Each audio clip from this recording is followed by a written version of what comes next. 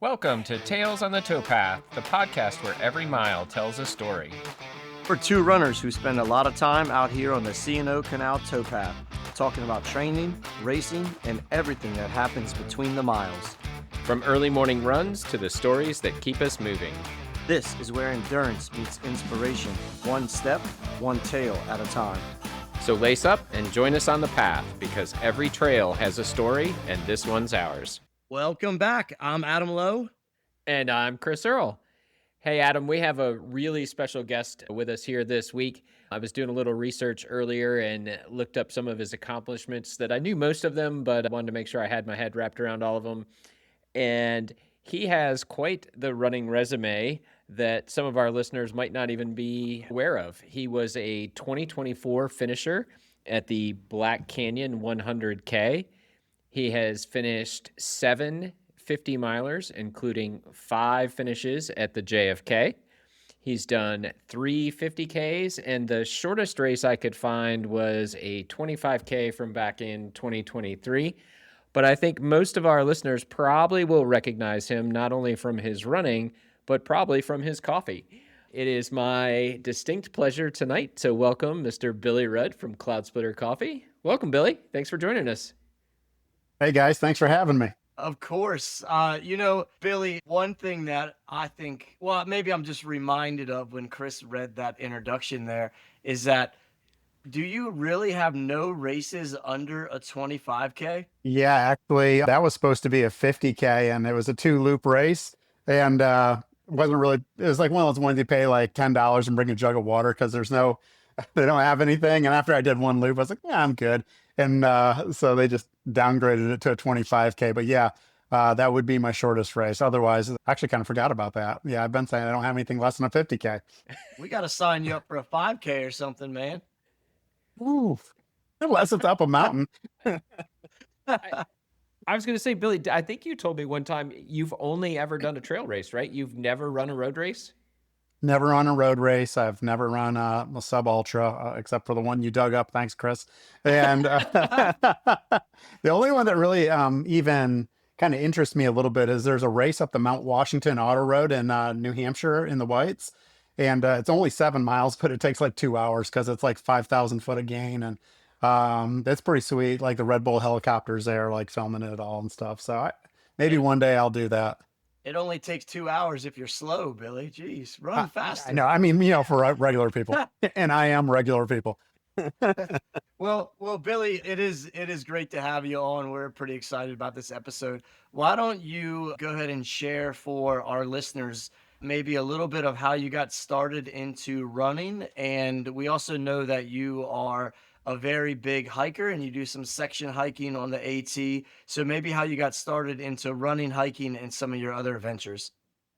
Yeah. So yeah, hiking's probably really where my heart really is. And there's kind of 2 types of hiking out there, and it really is like a sport the way we do it.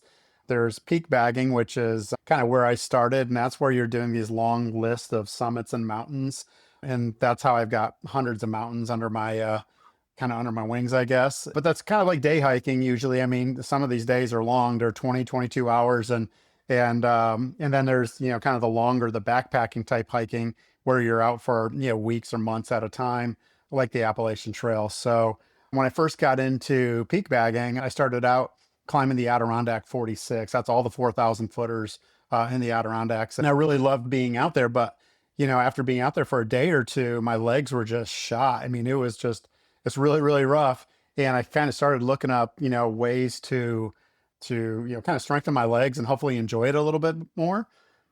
And I was a gym rat at that time, but I was not running at all. And it just kind of made sense to me to kind of start trail running. So that's kind of what I did is I started trail running really to keep in shape for hiking. Yeah, now it's just turned into like part of my identity now, I guess. I'm more of a trail runner than I am a mountain climber these days. Yeah, that's fantastic. Billy, I think that's how I know you most is, from your some of the stories you've told when we've been out trail running together. I wonder if you have a story from some of your time on the AT that, maybe stands out and you'd want to share with our listeners. I've I'm a section hiker on the Appalachian Trail, so I've done about 1,700 of the 2,200 miles, and I have a plan to be done here in about an hour, about a year and a half. So I'm actually going to go down to Georgia here in a few weeks and do a 165-mile section down there. Hey, Billy, let me jump in real quick and distract you. So when you say section hiker, what does that actually mean? So there's kind of three different types of hikers. You got a day hiker who's just out for the day. They're going to go back to their house that night and sleep in their bed and take a shower. You got a through hiker, which is the opposite. That's like Spice. That's somebody who's going to do a trail from one end to the other. That are going to be out there for months. And technically, a through hiker is somebody who completes a long distance trail in under 12 months. And then a section hiker is somebody like me who has a job and has kids and can't, kind of leave those obligations, or I don't want to, leave those obligations at this time. And so you go out for a week at a time or 10 days, or, you might go out for a month at a time. A lot of teachers and folks like that do. So for me, I get out for probably about 2 weeks out of the year. I break it up over two or three different trips and usually do anywhere from 50 to 100-mile sections.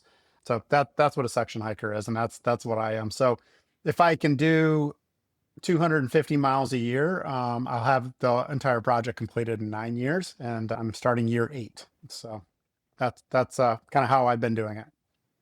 Could I just go like park anywhere I wanted to on the AT and start my section there? Or is there Yep. rules like I got to start at a certain spot and end at a certain spot or what? No, no, you can start and end wherever you want.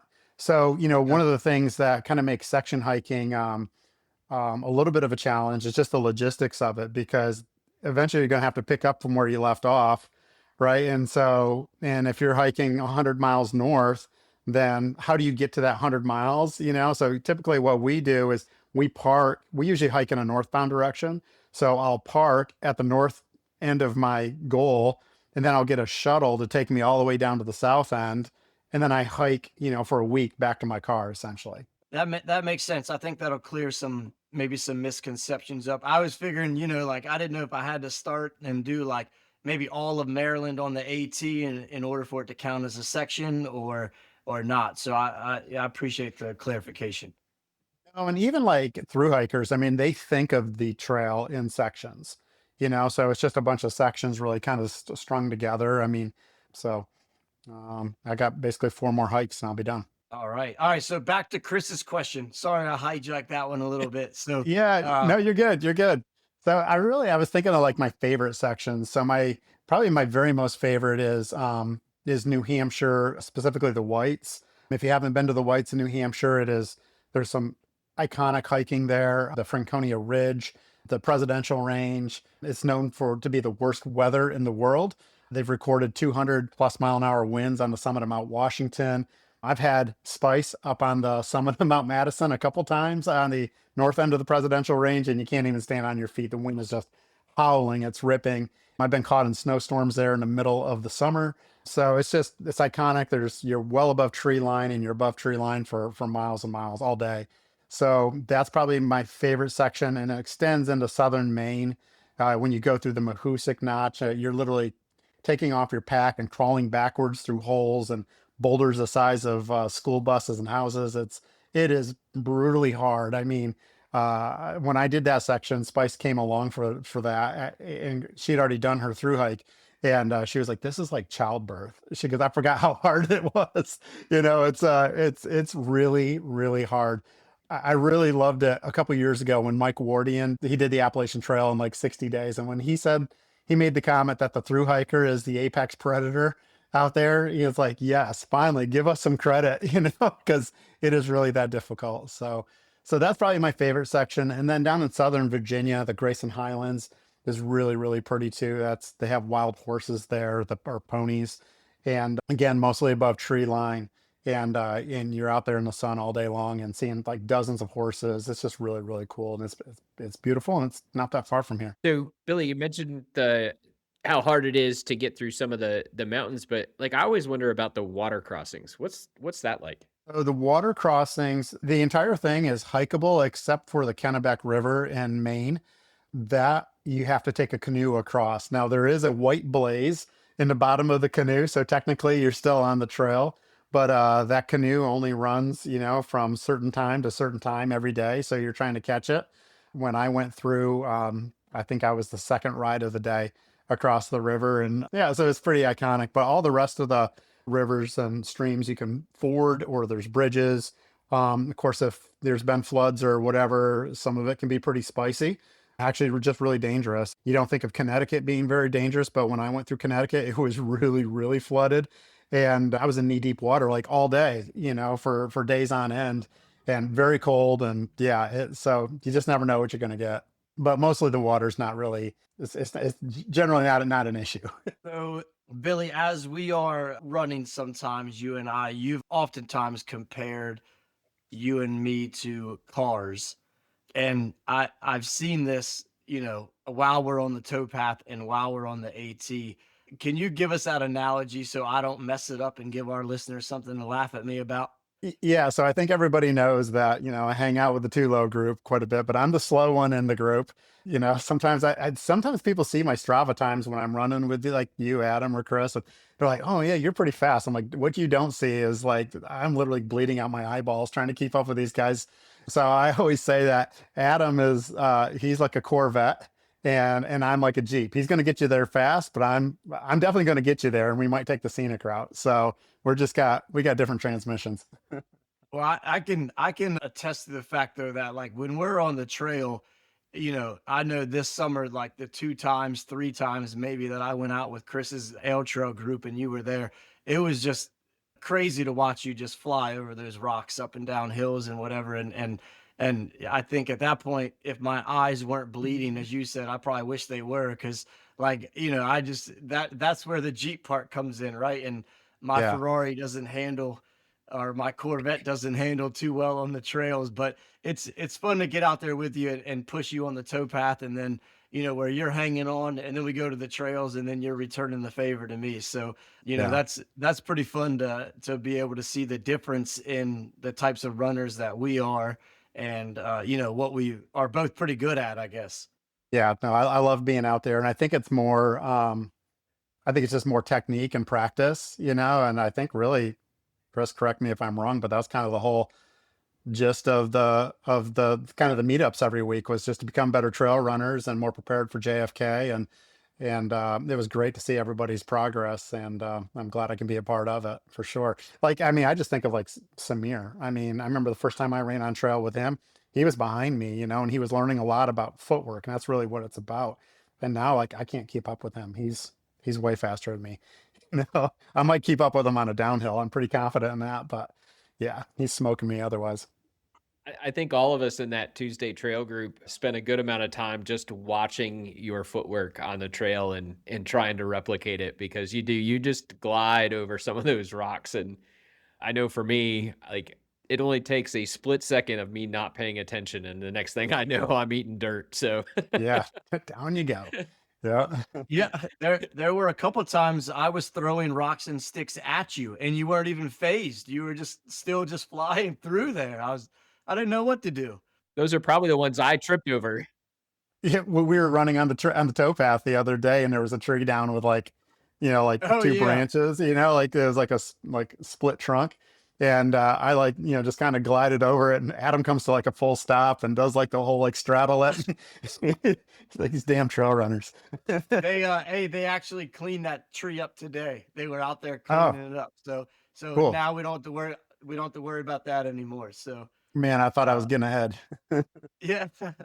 Well, Billy, do you have an interesting story that you could share, or maybe a fun memory that you have from running on the towpath? I know you've been out there. You spent a lot of time with Chris and I and a couple of the other guys last summer, and then I know last school year we ran in the dark a lot together until your coffee trailer took off, and now we're kind of back to running, but in the afternoon a little bit now. So you spent a quite a bit of time on the towpath. So do you have any cool or interesting stories that you have that you can think of? Yeah, I've got three of them that just came to mind, and I think you were there for all three of them. But so the first is is the time that I met you, actually. And so we were both training for our first JFK. I was quite a bit faster then.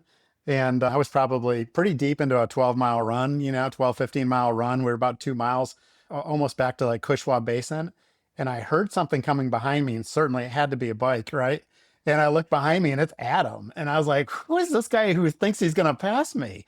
Like, I was pretty proud of myself, running like, I don't know, I was running like a 7:15 pace or something. And this guy is going to dust me. So I like jumped in with him, and then we ran back, to the finish together. So that always sticks out to me. I don't know how well you remember that, Adam, or if you remember it at all, but you made an impression on me for sure that time. So that's a pretty cool memory for me. Well, that was when after that we started following each other on Strava, and Yeah, yeah, we ran those last 2 miles back to the parking lot together and just talked like we known each other forever. And I probably was pushing a little hard to catch you, and then said hi, and then you just kind of matched my pace, and I was like, all right, I'm not racing this dude. Let's just talk and have fun. dude, we I were don't running know like him, a but we'll see what. 650 pace. That was like, Right. yeah, yeah, me Jeep.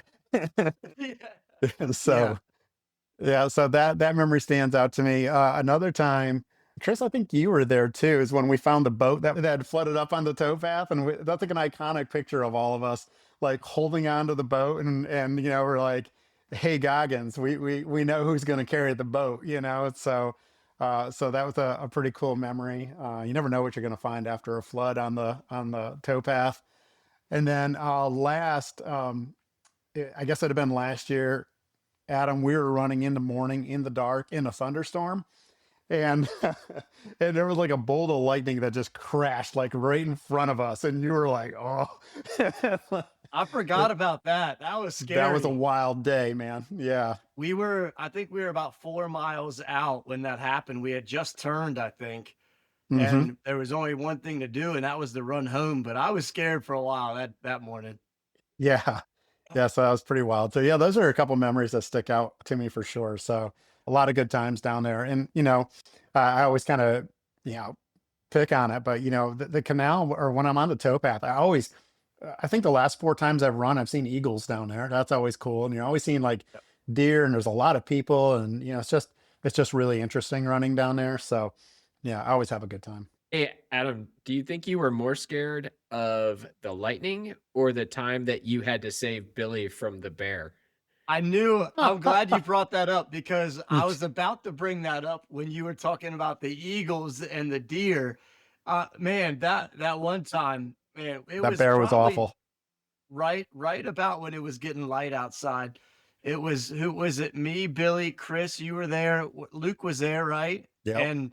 And we were Luke was just to my running, left. and yeah, and all of a sudden I look up, and to my right there's a huge giant brown bear. So I pushed Billy to save his life, and he almost went into the river, just to figure out like a few steps later that it was just a tree. But I was gonna save you. I saved you. I appreciate it. Tree bear. Tree bear. Tree bear. And yeah, Yeah, Luke that was on was my left. He was definitely off-roading at that point. So yeah, that was close. Oh, good. oh, Thanks for good bringing times. that up, Chris. Yeah, that was good. All right, so yeah, there's definitely been some interesting times on the towpath with all of us, and running up and down there. And like you said, it's a lot of the scenery is the same, but you never know what kind of wildlife you're going to see and what are the crazy things you're going to see. But let's transition a little bit here. Billy, what are you training for right now? What's the next big race? What's the next big adventure you got going on? Yeah, so my next big race is the Algonquin 50K. It's over on the eastern shore in Pocomoke State Park. It's south of Salisbury. And what's kind of attracted me to it is it's a trail race, but it's a flat trail race. And I've never ran a flat trail race before, or any flat race. So yeah, it's just different. So signed up for it. Apparently it's a pretty popular race because it was waitlisted like as soon as I signed up. But got in. I'm just looking forward to it. So that's why I've been, really training on the canal almost exclusively lately. And for me, my mileage has been quite a bit higher than I normally run, just because I do have a goal. Well, I did have a goal. My goal was 5 hours for a 50K, But typically, what I do before the race is I go and I look at like last year's finishers, and I'm pretty consistently around the 25th percentile as a finisher. And so this race had like 218 finishers last year. So I was like, all right, who is finisher number 60? Pretty reliably where I'll be if I just have an average day. And that person ran like a 6:15. And I was like, wait a minute. Like I was thinking 5 hours and this person's 6:15. The winter was much slower than I thought they would be. So now I'm thinking like, I don't know. Like I ran a 50K last year, the hat run 50K, and I ran it in 6:15. And there was like 4,600 feet of vert in that race. So I don't know. I really don't know what to expect. I've checked out some YouTube videos. It's really flat. There's a lot of water from flooding, a lot of water puddles, but I can't imagine that slowing you down too much. So I don't know. I don't know what to expect. So I guess sub 6 for now, and we'll see. 5 hours, I guess, is aggressive. Did you compare just last year, or did you look at other years as well? Yeah, I only looked at last year, and I should have gone back, and maybe looked at a couple other years. Maybe there was snow last year, or something. I don't know. But there was only last year. There was only 12 runners who finished under 5 hours. So Okay. What's the yeah, date of the race? it's February 7th.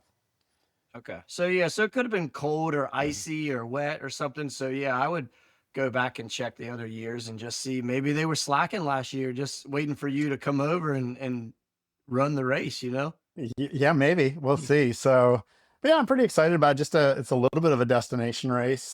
I haven't been to the Eastern Shore very much, so I'm excited to go over there and get a hotel there the night before, and yeah, looking forward to it. So that's why I've been running quite a bit on the canal lately, just trying to get my speed up and working on holding the pace. And that's one of the things I've really kind of respect about you guys. Like you guys can set a pace and hold a pace forever, and I just don't have that ability to hold it as long as you guys. So I've really been kind of working on that, and so hopefully I can throw down a respectable time.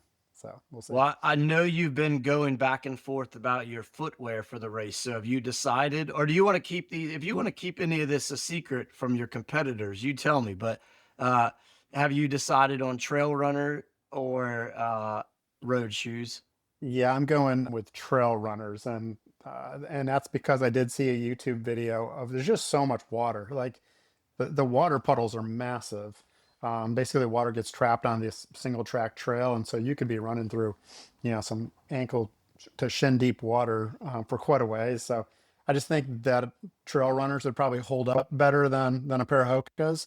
So that's my final answer: trail runners. Yeah, but yeah, I'm a Solomon fan, and I found that Solomon are pretty, at least the Genesis, the ones that I wear, they're pretty good for mixed terrain. I know Courtney DeWalter wears them for that reason as well. So if you get parts of a race that are, more rugged than others, or parts of the race that are on road, they're pretty just versatile. And what about nutrition, food? Like, what are you gonna do? Carry a handheld, a vest, live off the aid stations? What do you got? Yeah, yeah. Well, I always wear a vest, even if if I did run a 5K for you, I'd wear I a know vest. Billy and I go out and we're running 8 miles in the morning, and he's got a vest with water, his gels. I think part of that is car keys, though. We can go over the car keys story later, but It, uh, it's car keys and yeah, phone mostly. Yeah. right. But yeah, so all right, so vest for sure, right, for the race. Vest for sure. I don't do gels or goos. They don't settle well in my stomach. I guess I haven't practiced with them enough. So I am a real food kind of eater. So I'll have like bananas, oranges, things like that, and it's mostly just live off the aid stations. So my strategy is not to spend too much time in the aid stations. I try to just keep it moving, just kind of move through the aid station and grab a couple handfuls of things, and forward is a pace. That's my mantra. Even if it's not fast, at least you're forward as a pace, and you're getting closer to the finish line. I think that's really good advice. I know in my first couple of ultras, I probably spent way too much time in the aid stations.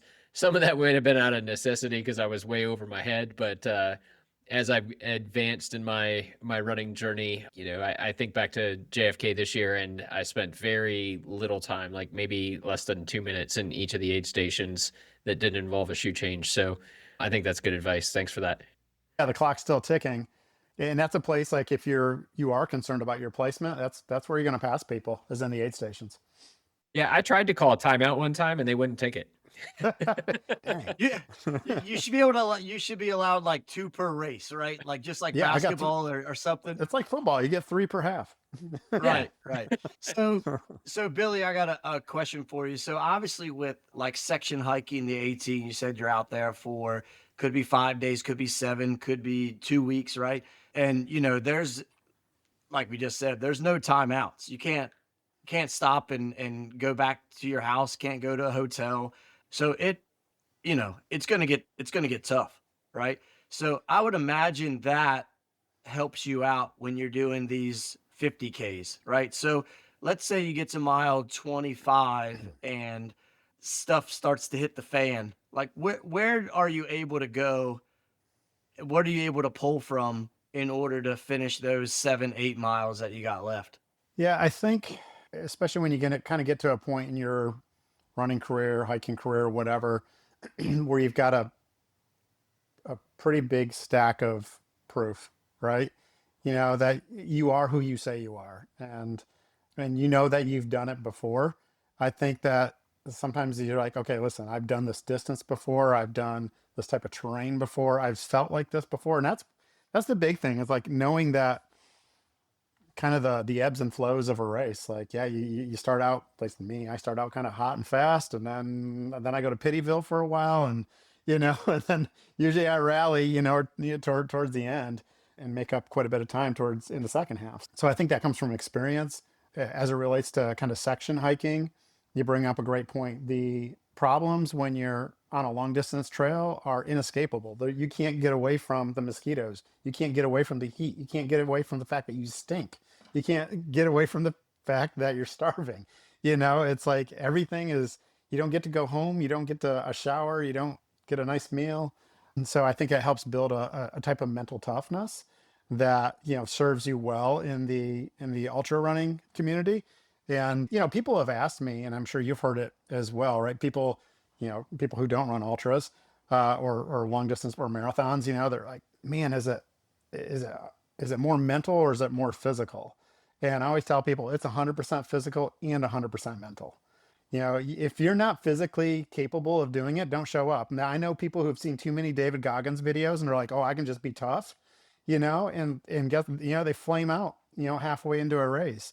But then there's other people who have the physical capacity to do the distance in the race, but they don't have the mental wherewithal. And so you have to have both. That's 100% physical, 100% mental, and it really comes from just experience, just from doing it. Yeah, I agree 100% with you. Like if you get somebody who's capable of running a 50K, but they don't want to, right? Or they're not in the mood to do it, then obviously that mental aspect is going to kill them and they're not going to be able to finish, right? Or Hmm. they're going to have a miserable time. So I think that's one of the other things I really enjoy about running with you and watching your Strava and seeing you do some of these crazy adventures is that like at least from the outside, it seems that you really enjoy, doing that. Like maybe we can include that YouTube video you just talked to Chris and I about when you climb that crazy mountain and you're on the edge of the rocks there and you look down and it's like if you slip you're dying, right? Like to me that's not cool. That's not fun. But like you seem to enjoy that. I don't understand that part. Like give me the towpath all day, but I'll run on the left side when we're coming back so I'm not near the cliff to the water, right? Like Yeah, well, yeah, gotta stay safe out there, and tree bears are real. yeah. Yeah. Did you want me to talk about that video? Is Yeah, go ahead. Tell us a little bit about that, and we'll include that in the show notes or in the Chris, do we have show notes? Are we that advanced yet? We've got show notes. We usually don't have a Yes. lot of content for them, but we will today. This will be I've All awesome. got right, we content. all right, let's go. I didn't know we're on episode 13, Billy, and we have show notes. So we are there. Sweet, sweet. All right. Yeah. Tell us about that video. Yeah, so one of the challenges I did in the Northeast is I did a project called the Northeast 115. There's 115 peaks in the Northeast that are over 4,000 feet. Now, if you're comparing that to Colorado that are 14,000 footers out there, you're like, oh, that's got to be easy. Those are just hills. It ain't easy, trust me, because Out west, they got these nice switchbacks that go back and forth, and it's gentle and it's paved for donkeys. And like, the thin air is tough. And I've climbed out in Colorado, so I can acknowledge that. But it's physically much more demanding on the East Coast because the trails go straight up. They've never heard of a switchback, and they're boulders that you're climbing over, and the actual amount of climbing that you're doing is essentially the same. You're just starting at 900 feet going to 5,000 versus 11,000 going to 14,000. So anyway, climbed all the 4,000 footers in the Northeast, 115 of them. I saved Mount Katahdin, which is the northern end of the Appalachian Trail, for last. One of my buddies who makes films, he has a YouTube channel, asked if he could come along. I was like, hell yeah, I would love somebody to, kind of document, the end of this 3-year project that I worked on. And I had a couple other buddies that were also doing it at the same time. So all three of us intentionally saved Katahdin for last. And my buddy Jonathan came along, Spice came along as well. And we climbed those last 2 peaks, including Katahdin, and we got it on film. And all the B-rolls done with like drones outside of the Baxter Park, and he filmed in 4K. Like it's pretty sweet. I think it's one of the most watched Katahdin videos on YouTube, so it's pretty cool. So I guess the link will be in the show notes. But what Adam was referring to is we came down the Knife's Edge, which is really iconic, and it looks like a West Coast mountain dropped on the East Coast, but it's literally a Knife's Edge, and it's like a 2,000 foot drop off of one side and a 3,000 foot drop off the other side, and slipping could create a bad day. Yeah, it sounds like it. And if you watch that video, yeah, you'll know exactly what we're talking about with that knife's edge part there. I have one more race that I want you to talk about this year and maybe explain why you're doing it, and that is the Catoctin 50K. Oh, my bleeding heart. So we bring up the real stuff here, Billy. Yeah, there's no escaping, the realness here. So you guys know I'm not one that's much for repeating races. Other than JFK, I ran 5 times. And I'm kind of a one and done. I like to collect experiences and say, yeah, I've done that race, and be able to talk about it and whatnot. Last year, I ran Catoctin. The thing that was attractive about Catoctin to me was everybody talks about the heat. That's what makes it tough. And so 50K, I've covered much further than that in a day before. I wasn't concerned about the terrain. I run on rocks all the time, but I'm not a good runner in the heat. And I knew that was going to be the problem for me. And Mother Nature did not cooperate. It gave me a good 96-degree day. So I tried to run a conservative race last year. I didn't run, hard. There's lots of stream crossings. I was, getting wet in the stream crossings. The second aid station, I packed my vest full of ice. I was drinking a lot. But when I got to the turnaround, I had a reversal of fortune. We'll just say that continued for over an hour for sure. I'm pretty sure I saw bubblegum I swallowed in 3rd grade. I don't remember the last time I had watermelon seeds. Like it was rough. It was rough, and there was no doubt I was not going back out there because I was not feeling it. Totally shaking, dehydrated, malnourished. So I had a lot of work to do if I was going to turn around, and it wasn't going to happen. So I'm going to go back again this year. I've got unfinished business at Catoctin with a new plan as it relates to keeping cool. Probably like a ice bandana and just ice, lots and lots and lots of ice. And yeah, and continue to, I think the strategy of running conservatively and using the streams if, they're running and stuff like that, I think I'll continue with that as well. And, I think the goal would just be to finish, and get I think they give you like a little card basically saying that you're a certified tough guy. Yeah, I've finished Catoctin 50K twice, and then I've done the 25K once with Katie. And when you finish, you get a little laminated card that says, I ran the Catoctin whatever 50K or 25K. And so, but it's something that simple though. That's something you get to hold with pride, right? Because that race is no joke in the middle of the summer, and the trails are not easy. It takes me about an hour longer than Fire on the Mountain does. So Yeah. it's no joke. Yeah. And I guess it would be a little shorter than Fire, because Fire on a Mountain runs long, doesn't it? Yeah, Catoctin runs long too, especially when you get lost on the way back a couple times. It makes it a little longer. Yeah. For anybody listening, if you're not good at trail navigation, Catoctin is not for you because it is not marked at all. So, and there's a web of trails. It's marked with the paint on the trees, and that is it. So you have to know how to read and run at the same time. Read the trail marking and run. It's not very easy for sure. Yeah, I don't know how they Yeah. sweep the course because somebody could be out there anywhere. I still from last Yeah, year they could be out there. yeah. Who knows? So hey Chris, I think the title of this episode has to be something with like I saw bubblegum from the third grade. I think that has to be the line that I'll remember from this conversation I don't even eat watermelon. forever. I love that. That was pretty good. Yeah. So Billy, yeah, we're definitely rooting for you and looking forward to hearing that recap later on while we're running on the towpath for sure. Because that's going to be good to see you get your redemption. We'll Looking get it forward to this year. that. Yeah, Yeah, we'll get it. definitely. All Yep. right, let's talk about some coffee. Cloud Splitter Okay. coffee. Yeah, you're talking dirty now. Yeah, Billy is how what do you call yourself? The owner, Owner. CEO, I don't call myself COO, a CEO. No, that's a little. CSC? Yeah, the Yeah, CEO of CSC. Yeah, not just the owners, maybe founder, but yeah. that's right. So I'm gonna throw this out there right now. Fire on the Mountain last year, my buddy Chris, he brews a mean, not the Blue Trail Ale for the race. And Billy has Cloud Splitter coffee there. And I have a genius idea of putting a little bit of coffee in the ale. And man, that was magical. So you A little guys bit of have to cold brew. Yeah, do a yeah, little collab this year for sure. And we can have some coffee flavored ale ready to go. But yeah. so Billy, Cloud Splitter coffee, why don't you tell us a little bit about coffee and maybe like how you got started, your maybe a little bit about your marketing, your branding, because I know you're really passionate about who you market towards, and then we can go from there. Yeah, so we kind of talked about all these adventures I've been on, and a lot of these adventures for me start at like midnight, 1 a.m., 2 a.m. Even our runs on the towpath, right? 5 a.m., 6 a.m. Yeah, you need a little fuel, or at least I need a little fuel to get out the door.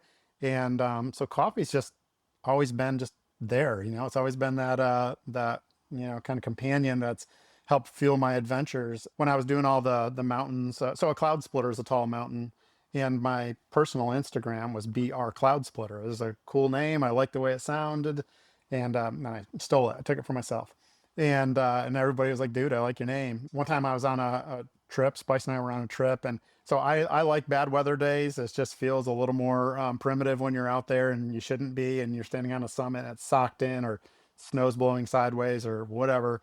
But Spice and I had been socked in for like 3 days, and I just turned to her and I said, "Cloud Splitter coffee." And she's like, "I'd buy that." And so we came home from that trip, and I bought the domain name and I started the LLC, and took about 6 months to, kind of work on all the stuff in the background. So, logo, colors, packaging design, website, all that kind of stuff. Yeah, we've been going strong now for about 4 years. We have a pretty specific niche, though it has expanded. We started out with just kind of like hikers, mountain climbers, ice climbers, mountain bikers, basically people playing in the mountains. But then runners found us, and Adam, I'll give you credit because you're, again, this is you played a huge part in this. I think you had maybe seen something on social media, like with our show tent, with all the logos on it and stuff. And you reached out to me and you're like, "Hey, I'm a race director for a few races, would you, like to do a partnership?" And I was like, "Yeah, that'd be great." And so I think that first year, that was 2023, we were affiliated with 6 races. Like, I think you had 3 and I got in with like 3 others. And 2024, we had jumped up to 10 races. And then in 2025, we were up to 16 races that we're now affiliated with. And the race community, the running community is really kind of bonded with us. And I feel like we have credibility with runners, which is really important. I feel like with a lot of small brands, people want to know kind of who's the face behind it and that you're authentic. Yeah, it's just been a great partnership. So I'm looking forward to 2026 and continuing to grow. Yeah, I know having you at our Tulo running events really helps out, us, and it helps out our runners for sure. And they're able to like get that last little hit of caffeine before they go out on the trail or on the towpath or on the road. I know it's people really enjoy seeing you guys there and coming up and talking to you and stuff like that. Cloud Splitter coffee though, is it for everybody? anybody can drink it, right? You don't have to be a Anybody, runner or a hiker, right? You yeah, can. no, yeah, anybody can drink it for sure. If you like damn good coffee, then we're here for for everybody. And it's uh, probably the story I don't tell well enough is really just how good of coffee it is. It's specialty coffee. It's ethically sourced, expertly roasted. We roast every single week. You're not going to get fresher coffee. We're mostly an e-commerce business, and we ship everything within 24 hours. So we're pretty proud of it. We feel like we do it the right way. People have kind of latched on to us as like a lifestyle brand as well. It's really cool. And you guys have seen it, when you go to a race and you see cloud splitter gear all over the place, or Adam, you see Tulo gear, it just feels good to know that people like your brand. And I think last year we saw our hats at Black Canyon, at Leadville, and at Western States.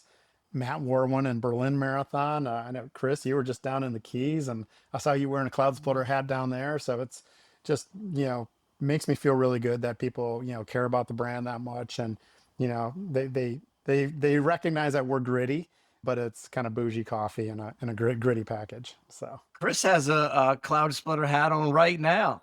I I see do. it. He's Look rocking at that trucker hat. that. Yeah, looking good.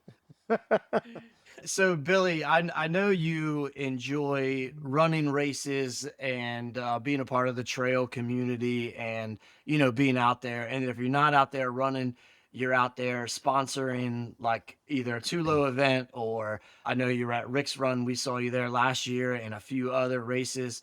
One of the things that I really enjoyed hearing you about this year was some of the things that I talk about when I'm race directing. And that's like when people cross the finish line and they just are so happy, right? They're proud of themselves. They're proud of what they've done. And I know you had a similar experience at JFK this year. You run the last 5 JFKs, but you ran Stone Mill this year.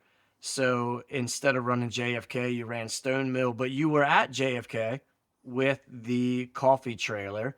And I believe you were at Weaverton, right? Is that correct? I was at Weaverton, and then we moved over to the finish line. Yeah. So it was a long day.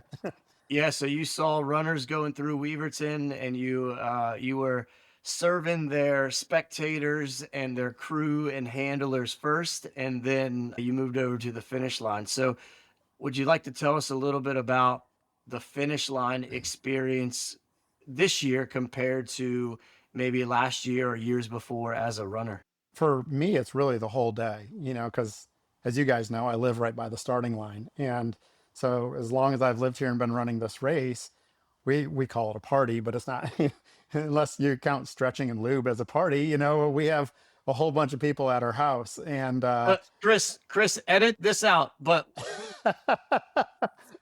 we're not Puff Daddy, Billy, so we can't talk like that on a the whole show. lot of oil. All No, right, but go ahead. it's become a hangout, and you guys know you were there this year. Hans Troyer was there, the eventual winner. And when I was talking to him at Packet Pickup, Tara Dower, who's been to my house a couple times, and he's like, "Oh, Tara told me," he's like, "about your house, and it's like the best place to go before the race." And so that's a big part of it for us as well, right? Because we kind of get to see everybody with the kind of the pregame nerves. And some people don't talk at all. Some people are, chatty and, just trying to get it all out. And so there's that. And then, this year I got to go down to Weaverton because I wasn't running, and I really got to see a lot of the crew there. And that was really special to just kind of see the the mood that they were in. Were the runners ahead of schedule, behind schedule? We got to see kind of the elites come through real quick. But then at the end of the day, or halfway through the day, we moved over to the finish line, and we caught it, probably 3/4 of the finishers there. And it was so cool because fortunately, over the years, I've gotten to know so many people, and you guys know it as well, right? Because you guys are involved with so many races. There's a lot more people that know you than you probably know in return. And I get people all the time like, "Oh, I met you at Tiki Trot 3 years ago." I'm like, "Oh, sorry, I don't remember you." But I saw so many people at the finish line, and we were in our coffee trailer. We call it the brew box, slinging lattes all day long. And people would be banging on a window and hanging their medal up and showing me. And they were just so proud of themselves. And for some of them, they'd run it multiple times, but it was a PR, or, they were just happy to finish. And for other people, it was their very first race, it was their very first ultra, and they did something that they thought only other people could do. and to be able to share that with them and see people laughing, crying, in so much pain, see the family and all the people that were proud of them and the people that were proud of this medal. It was a unique perspective that as a runner of that race, I've never kind of gotten to see because I've been part of it, but to just kind of witness people all day long, it was really, really special, and I hope to get to do it again more in the future. Yeah. Oh, well, I know you always have a place at our races. So, Yeah, uh, especially if Chris is bringing beverages as well, we can mix those up and we'll be sounds good to toxic. go. I love it. I was just going to say too, from the runner perspective, I mean, I was so happy that you were there at the finish line, because as soon as I was done, I was cold, and tired. And my wife's like, "Do you need anything? You want to get something to eat?" I'm like, "No, I'm going to Billy's trailer and I'm getting some coffee." Yeah, And yeah, it was the perfect pick me up. So really glad to have you there. yeah. Cool. Thank you. Hey, so we're almost done. We're almost wrapping up. But Billy, what is your favorite drink to make inside the brew box? Ooh. I like doing some of the kind of the fancier looking ones, the banana bread latte is a lot of fun on ice. I like doing a cinnamon toast crunch latte. That one's a crowd favorite. And we recently rolled out a strawberry shortcake latte.